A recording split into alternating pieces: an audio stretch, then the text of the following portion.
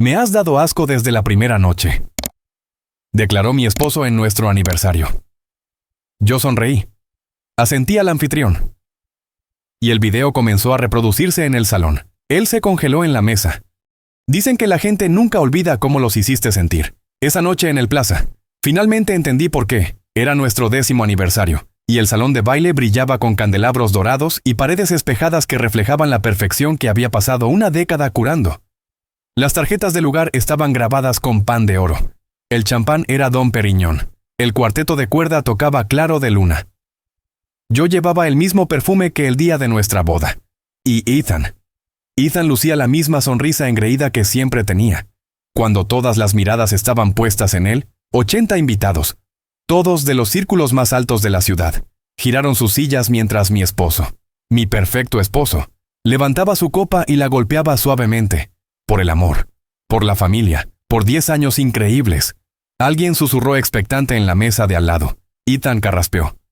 Gracias por venir esta noche, comenzó, con voz ensayada. Una década de matrimonio es una vida de recuerdos, y creo que es hora de que sea honesto. Su voz decayó. La gente se inclinó. Confundiendo el drama con el sentimiento, él me miró y sonrió con suficiencia. Scarlett, me has dado asco desde nuestra noche de bodas. Una copa de vino se resbaló de la mano de alguien. Hubo un jadeo.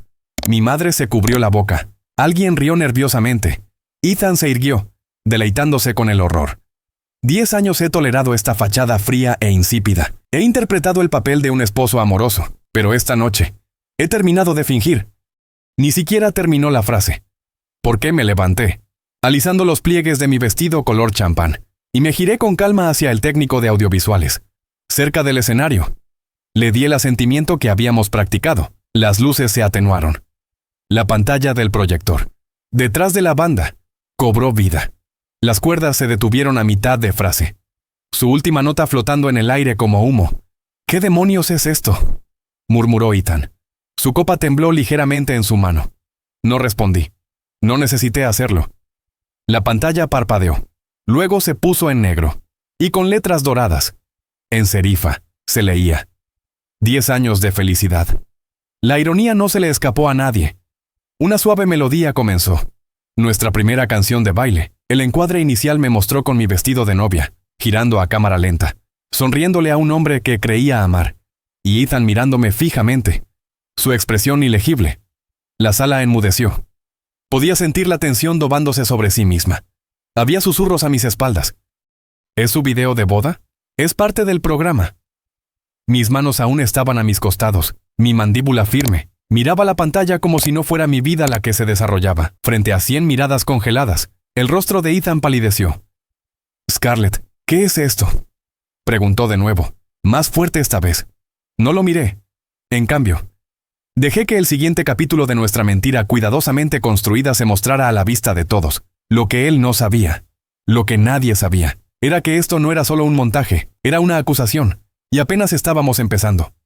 3 días antes del aniversario, llegué a casa temprano con una migraña. Esa mañana había comenzado como cualquier otra. Café en la cocina de los Fitzgerald, Maya yéndose a la escuela, Ethan a mitad de una llamada de negocios con su asistente. Le dije que no me sentía bien, y apenas me miró. Ve a descansar, murmuró, revisando su teléfono. Regresé alrededor del mediodía. El ático estaba inusualmente silencioso, como si contuviera la respiración. Me dirigí directamente al dormitorio. Me quité los tacones, y estaba a punto de meterme en la cama cuando lo noté. El teléfono de Ethan, sobre la mesita de noche, desbloqueado, solo, y completamente inusual en él. Ethan nunca dejaba su teléfono desatendido. Lo llevaba como si estuviera fusionado a su cuerpo. Lo miré durante unos segundos de más, luego lo cogí. La pantalla se iluminó al instante. Una nueva vista previa de mensaje parpadeó en la parte superior. No puedo esperar a probarme el nuevo conjunto. Dijiste que el rojo era tu favorito. El nombre del remitente decía Gatita. Se me cerró la garganta. Dudé. Y luego, con manos que habían estudiado 1000 galas benéficas y discursos de juntas directivas, lo desbloqueé. El cumpleaños de Maya. Ethan nunca se molestaba en cambiar su código de acceso. El hilo de mensajes de texto se abrió en un campo minado de traición. Fotos, mensajes, notas de voz. Todos ellos de Chloe Albright, su asistente ejecutiva de 28 años. Odio fingir que eres solo mi jefe, escribió ella. Odio verte ir a casa con ella. Solo 3 días más, respondió Ethan en un mensaje. Deja que tenga su aniversario. En cuanto termine, habré terminado de jugar a las casitas. Siguió otro mensaje. No te preocupes por el acuerdo prenupcial. Mi abogado dice que si espero hasta después del aniversario, puedo irme con la mitad de mi nombre, mi casa, el futuro de mi hija. Me hundí al borde de la cama, el teléfono apretado en mi mano como si me estuviera quemando la piel. Las fotografías. Ethan y Chloe en el Four Seasons, en su oficina fuera de horario. Una de ellas con lo que reconocí como mi bata. No lloré. No entonces, solo sentí que algo dentro de mí se movía, como una puerta que se cierra de golpe en una casa que no me había dado cuenta de que estaba embrujada. A la mañana siguiente, me reuní con alguien para tomar un café. No era un amigo, no un abogado, un hombre llamado Silas Blackwood, un exagente federal convertido en detective privado. Nos habíamos conocido una vez, años atrás, cuando ayudó a mi padre a exponer una red de malversación corporativa. Le conté todo en voz baja, metódicamente, como si estuviera recitando la vida de otra persona. Él escuchó sin interrupción, solo asintiendo de vez en cuando. Entonces, ¿qué quieres exactamente?, preguntó finalmente. Con el bolígrafo sobre su bloc de notas, lo miré a los ojos y dije, quiero pruebas, quiero cronogramas, quiero fotos, ubicaciones, conversaciones, todo. Él se recostó, golpeando su bolígrafo contra la mesa. Eso te costará, dijo. El dinero no es problema, respondí. Esto no se trata solo de un divorcio, se trata de exposición. Quiero que el mundo vea lo que él realmente es. Silas levantó una ceja. ¿Y cuál es tu objetivo final, Scarlett? Revolví mi café una vez, 2 veces y sonreí por primera vez en 2 días. Una celebración que nunca olvidará. A Silas solo le llevó 3 días. 3 días para desmantelar la ilusión en la que había creído durante una década. Me envió los archivos en una elegante carpeta de cuero, sin copias digitales, sin correos electrónicos. Él sabía lo que hacía. La abrí en mi estudio, con el suave jazz sonando de fondo. De repente, demasiado alegre. Demasiado falso. La primera página era una foto. Ethan, 10 años más joven, de pie frente a una startup tecnológica en quiebra en Brooklyn. A su lado, un aviso de ejecución hipotecaria pegado a la puerta. Eso fue 3 meses antes de nuestra boda. La siguiente página mostraba una línea de tiempo. Su negocio colapsó en la primavera de ese año. 2 semanas después, empezó a salir conmigo. Pasé a la siguiente sección. Registros telefónicos, extractos bancarios, capturas de pantalla de redes sociales. Ethan no solo se había enamorado de mí, me había apuntado a mí. El apellido de mi familia, Fitzgerald. Abría puertas en Manhattan que la mayoría de la gente ni siquiera sabía que existían. No solo asistíamos a la Met Gala, financiábamos parte de ella, y Ethan lo sabía. No me persiguió por amor, me persiguió por el legado. Se presentó en una inauguración de galería que mi padre patrocinaba. Fingiendo que era una coincidencia, investigó mis intereses, imitó mis valores, se insertó en cada espacio que yo ocupaba. Cada movimiento fue calculado. Para cuando me propuso matrimonio, la junta de Fitzgerald ya lo estaba considerando para un puesto junior. Jugó a largo plazo. Y yo había sido el gran premio. Una página del archivo mostraba una nota que Ethan le había escrito a su antiguo compañero de universidad. Casarse con Scarlett no es solo una victoria, es seguridad. Una vez que su padre se retire, estaré en posición de dirigir la empresa. Ella es demasiado blanda para darse cuenta. Miré esa frase hasta que las letras se volvieron borrosas. Ella es demasiado blanda para darse cuenta. Se había equivocado en muchas cosas. Pero ese fue su mayor error. Cerré la carpeta lentamente.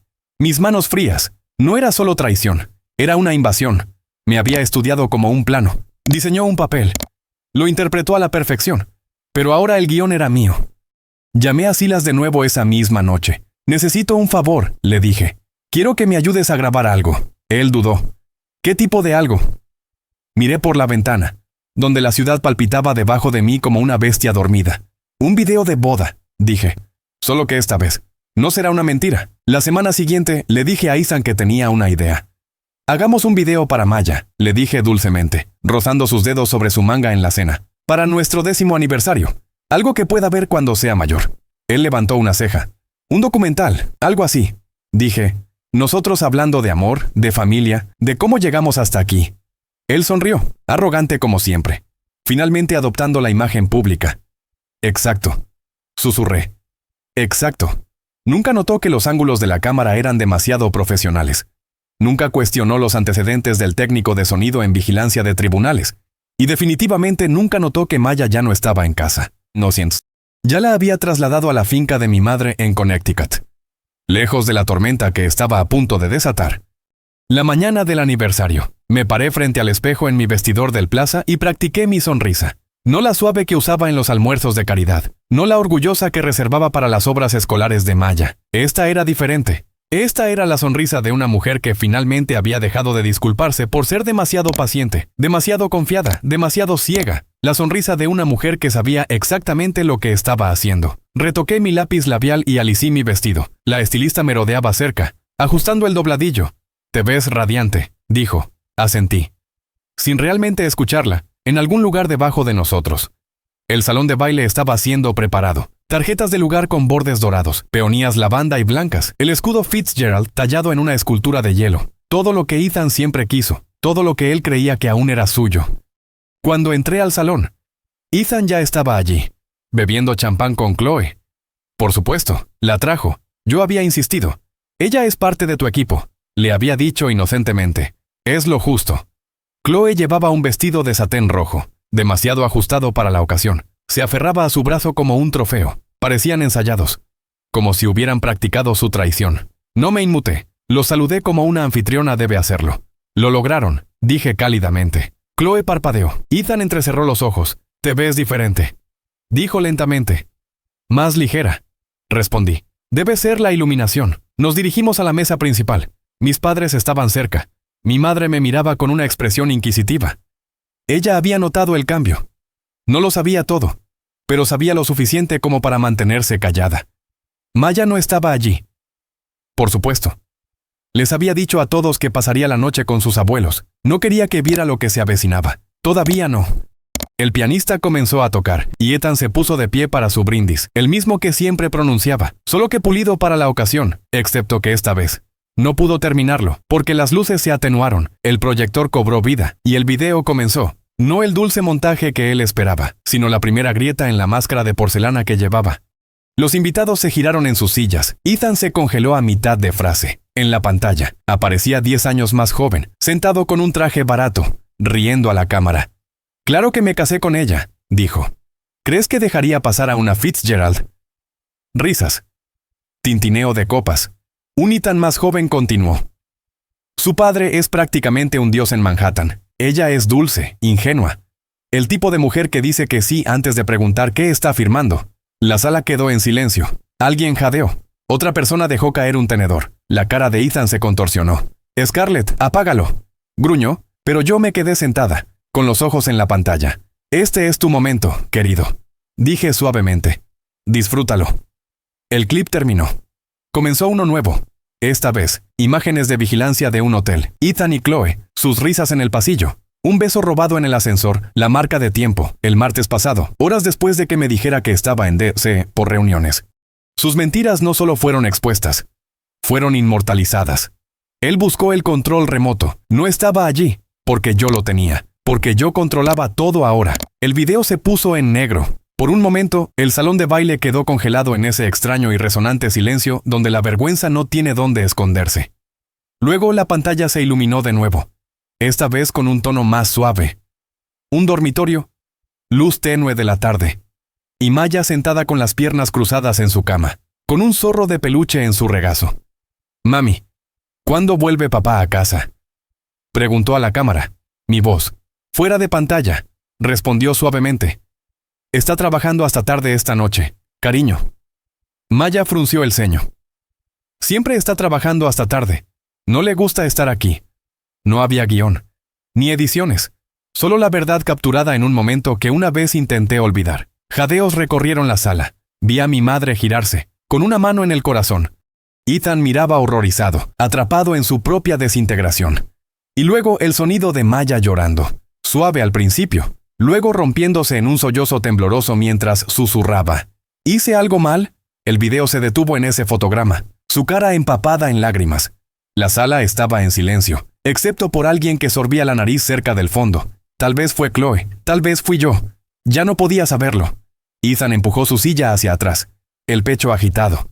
«Esto es asqueroso», ladró. «Estás usando a nuestra hija».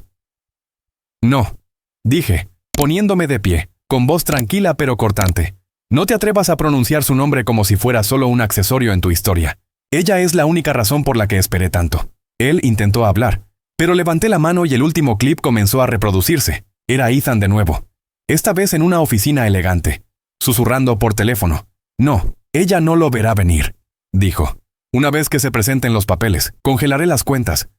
Está demasiado ocupada jugando a ser mamá para darse cuenta. Ya no necesitaba narrar. El video estaba contando la historia por mí. Caminé lentamente hasta el centro del salón de baile, deteniéndome justo a su lado. Dijiste que te casaste conmigo por el legado, dije. Pero lo que nunca entendiste fue que mi legado no proviene de un nombre. Proviene de saber cuándo irse y cuándo luchar. Metí la mano en mi bolso de mano y saqué un solo sobre. Elegante, pesado. Se lo entregué sin pestañear. Estos son los papeles de divorcio. Mis abogados ya han asegurado todo a mi nombre. Tu acceso se ha ido, el apartamento, mío, las cuentas congeladas, la empresa. Han visto las imágenes. Ethan miró el sobre como si pudiera morderlo. No puedes hacer esto, dijo. Con voz apenas audible, me necesitas. Me incliné lo suficiente para que solo él me oyera. Tuviste razón en una cosa, susurré. Fui demasiado blanda, pero la blandura no es debilidad, es contención. Y esta noche he dejado de contenerme. Se hundió en su silla, desinflado, sus ojos recorriendo la sala. Nadie lo miraba, ni siquiera Chloe, especialmente no Chloe, que retrocedía silenciosamente hacia la salida, su rostro blanco como la mantelería. Regresé a mi asiento, levanté mi copa. Por la verdad, dije simplemente, y bebí. Creí que lo peor había pasado, que exponer a Ethan frente a nuestros amigos, nuestras familias y los miembros de la junta, que una vez le rogaron que hablara en sus cumbres, sería el crescendo final de la sinfonía de la venganza. Pero me equivoqué. La sala no había procesado completamente lo que acababa de suceder cuando alguien se levantó.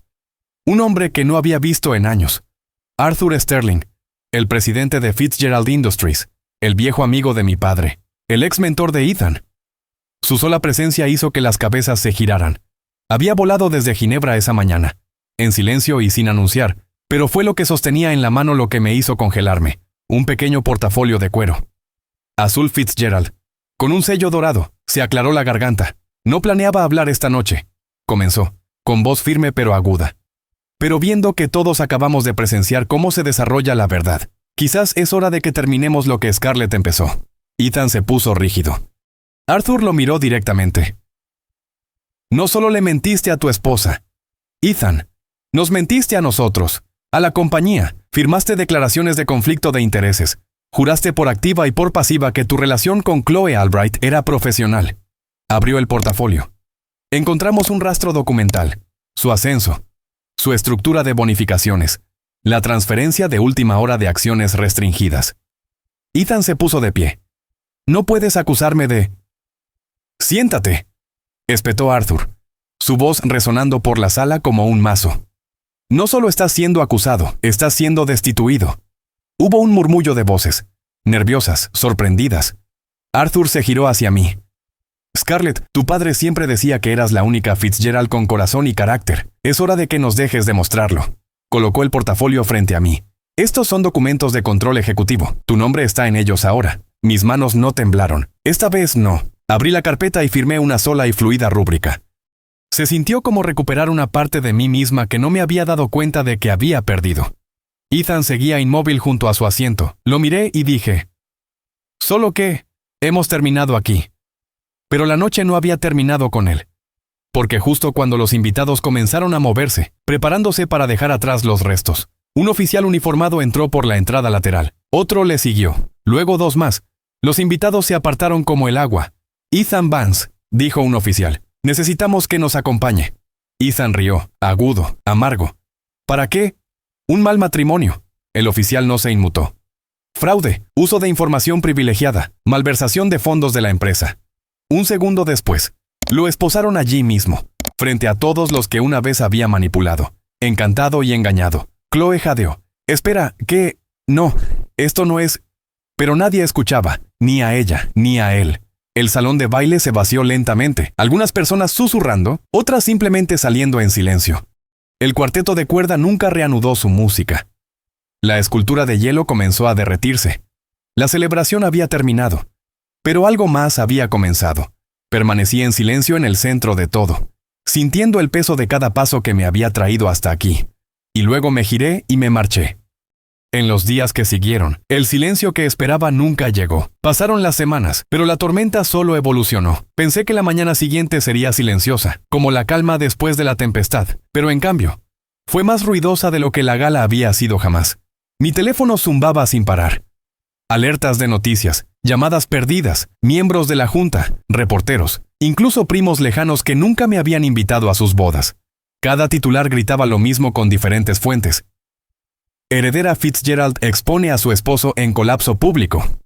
Escándalo de información privilegiada en Fitzgerald Industries. Traición en el salón de baile, para el mediodía. Tenía una migraña que ninguna píldora podía calmar. Estaba en la encimera de la cocina de la casa de mis padres en Connecticut, revolviendo un té que no bebería. Mientras Maya jugaba arriba con mi madre, ella no sabía la historia completa todavía. Solo que mami y papi iban a vivir en casas diferentes y que ella se quedaría con la abuela por un tiempo. Cuando preguntó por qué, simplemente dije, porque quiero que estés en un lugar tranquilo. Ella asintió. Luego preguntó si su zorro de peluche también podía venir. Esa fue la parte que me rompió. No los titulares, no las fotos, ni siquiera las imágenes que se repetían en la televisión matutina. Fue su inocencia, aún intacta. Alrededor de las 3, finalmente encendí la televisión. Allí estaba, la detención de Ethan una y otra vez, intercalada con clips míos brindando por la verdad y esas imágenes granuladas de vigilancia del hotel de él y Chloe. Su abogado había emitido un comunicado. Una débil defensa sobre videos manipulados y venganzas personales. No importaba, las imágenes eran demasiado reales, el daño era demasiado profundo. El tribunal de la opinión pública ya había emitido su veredicto. No estaba segura si sentía satisfacción o algo más frío, algo parecido a la liberación. Un golpe en la puerta principal me sobresaltó. Abrí y encontré a Silas Blackwood con su habitual abrigo oscuro, sosteniendo un sobre de manila simple. «Te dije que cumpliría», dijo. Sonreí. Me hice a un lado y lo dejé entrar. Colocó el sobre en la mesa de café. «Informe final», dijo. «Desgloses financieros, registros de viaje, algunas cuentas offshore que no son exactamente legales». Me senté frente a él, con los brazos cruzados. «¿Eso ayudará a la SEC?» «Ya han abierto un expediente», dijo. «Quizás tengas tu día en la corte, o 10.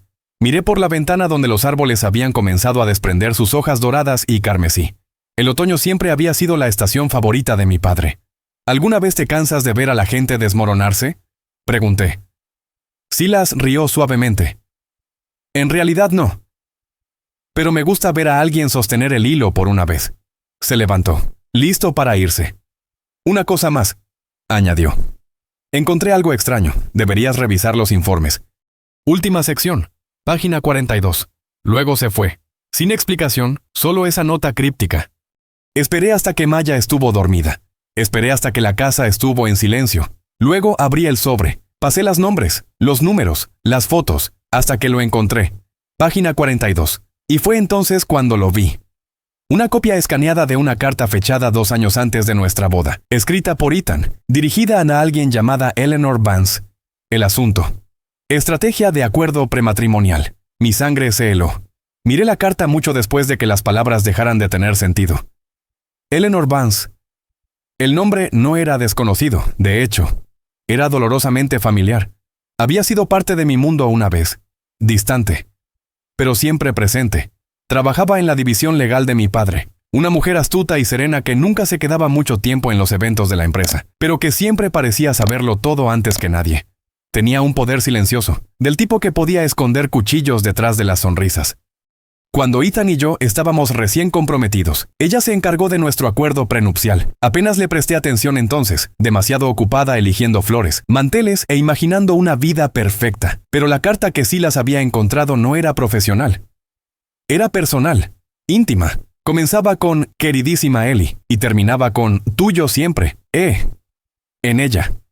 Ethan exponía un plan, frío, clínico, estratégico. Detallaba cómo casarse con el apellido Fitzgerald le aseguraría acceso a inversiones internas, cómo mantendría a Scarlett satisfecha el tiempo suficiente para obtener poder de firma. Incluso hacía referencia a nuestro futuro hijo. Un heredero sellará el vínculo. Después de eso, ya veremos. Dejé caer el papel. Mis manos temblaban. No solo había sido traicionada por un marido, había sido utilizada por todo un complot. Eleanor lo había ayudado. Se había sentado frente a mí en las salas de juntas, me había estrechado la mano con uñas pulidas y me había mirado a los ojos mientras conspiraba para convertirme en un peón. Por un breve momento, no pude respirar. Todo mi matrimonio, toda mi maternidad, se había construido sobre una base que ellos habían diseñado. A la mañana siguiente, me reuní con Silas de nuevo. Esta vez en un café en el Upper East Side, lejos de cámaras y susurros. Deslicé la carta por la mesa. ¿Qué sabes de ella? Ni siquiera parpadeó. Eleanor Vance, exconsejera corporativa, dejó Fitzgerald 6 meses después de tu boda. Actualmente está en la junta directiva de un fondo de inversión dirigido por ¿adivina quién? Chloe Albright, dije entre dientes. Bingo, respondió. Resulta que Ethan nunca trabajó solo. Chloe fue el cebo. Eleanor fue la arquitecta. Sentí náuseas. ¿Crees que mi padre lo sabía? Silas me miró fijamente durante un largo instante. Luego negó con la cabeza. Tu padre era muchas cosas, pero ciego a la traición. Nunca, mi conjetura. Sospechaba. Por eso bloqueó las acciones con derecho a voto antes de fallecer. Por eso nunca le dio a Ethan el control total. Me recosté en mi silla, el ruido del café desvaneciéndose bajo el peso de esa revelación.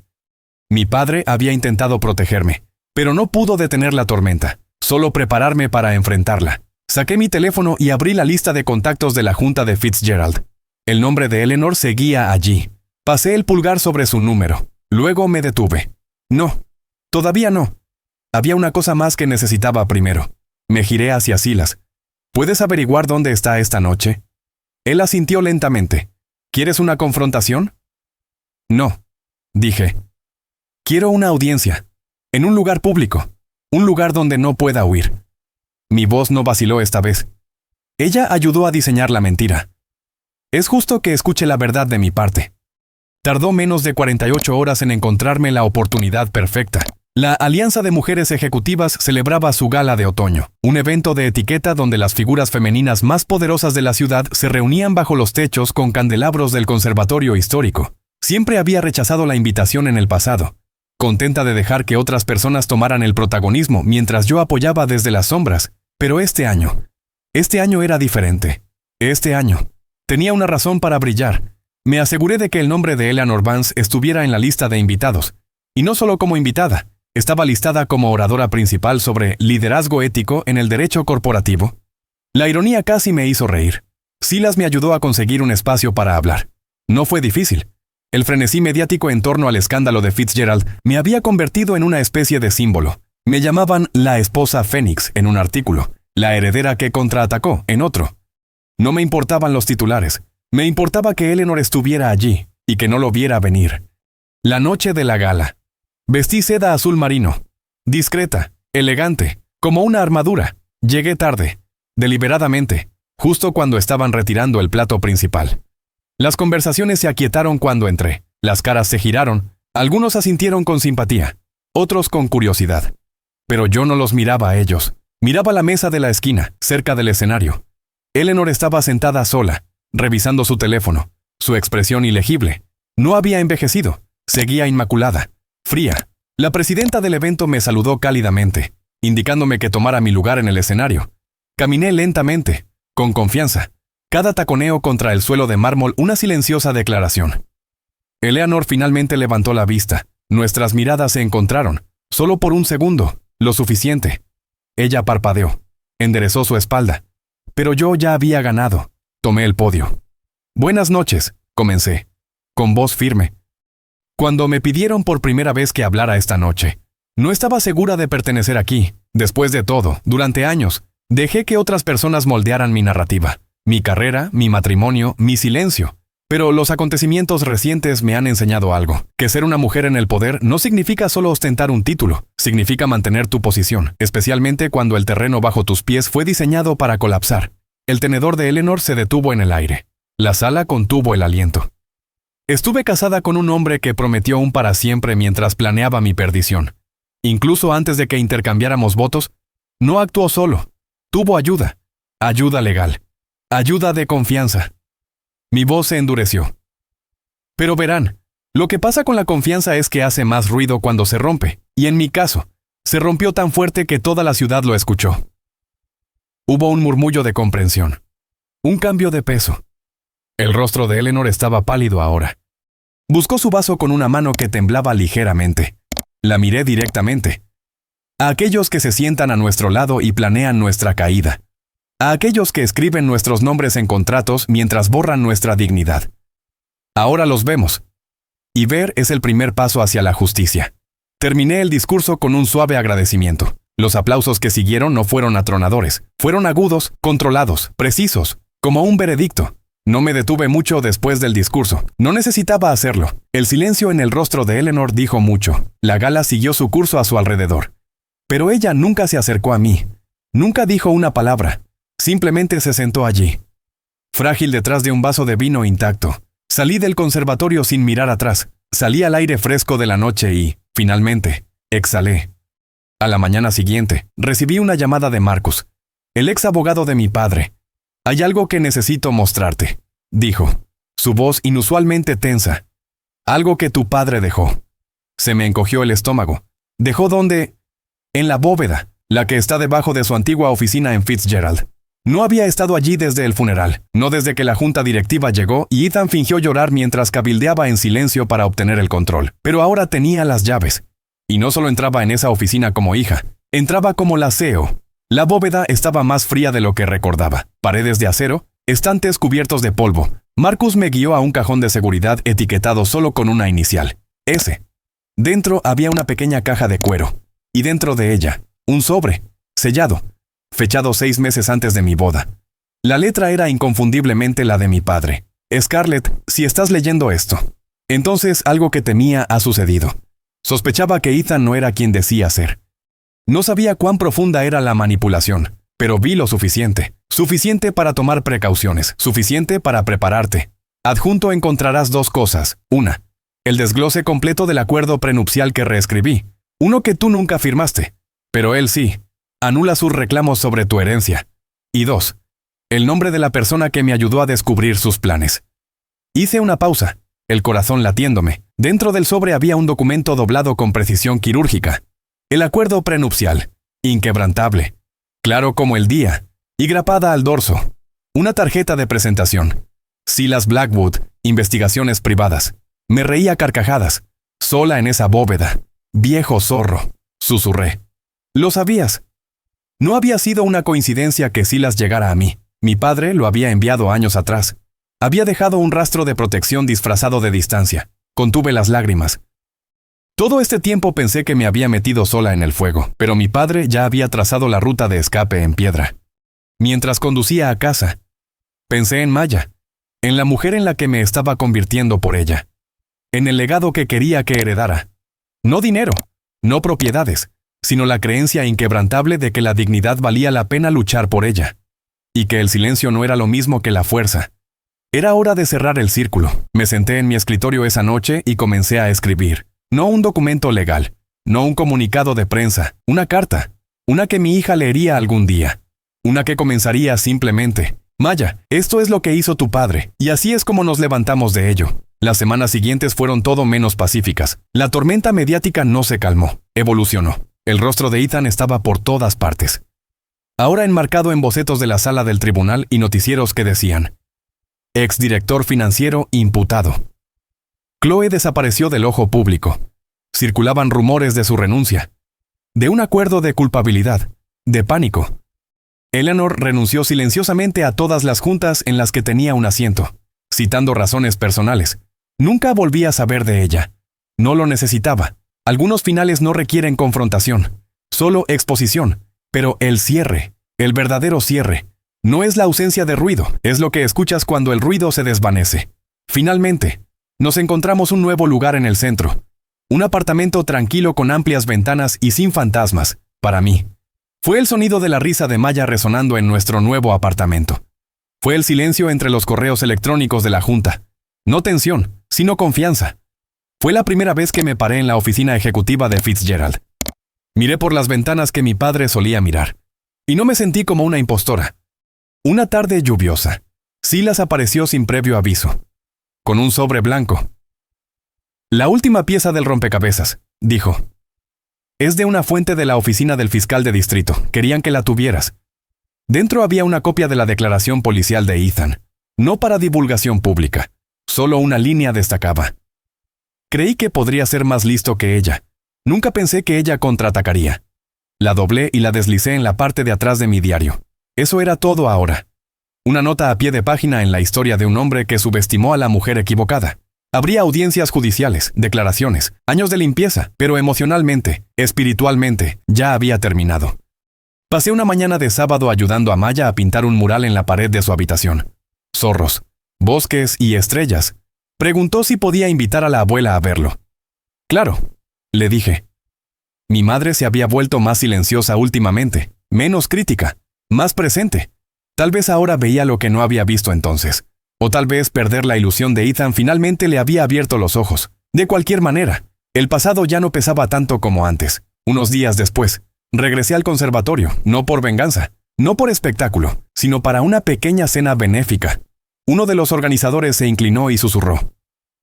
¿Sabes? Todavía hablan de ese discurso que diste, ese en el que no nombraste nombres, pero todos lo sintieron de todos modos. Sonreí cortésmente. Eso no fue un discurso, dije. Eso fue un comienzo. Y fue el comienzo de una vida no definida por la traición, sino por la recuperación, de una mujer no quebrada por el engaño, sino afilada por él.